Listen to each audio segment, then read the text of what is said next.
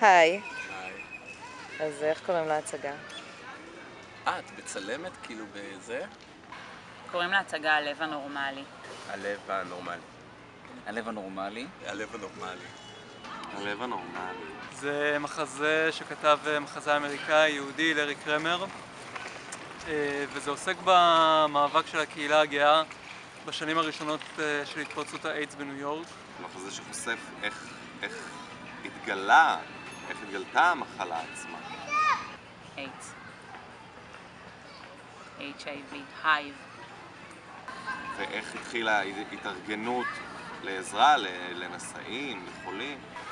סתמו ילדים! פתחנו גם Head Start, שדרכו אפשר לתמוך בפרויקט הזה, ואנחנו צריכים את התמיכה הזאת, כי אחרת הדברים לא ייראו מקצועיים כמו שהם צריכים להיראות. זה ממש פשוט, רק נכנסים לאתר, לוקחים את כרטיס האשראי ותומכים בנו. תתמכו בנו, תודה שאתם תומכים בנו, זה כיף נורא.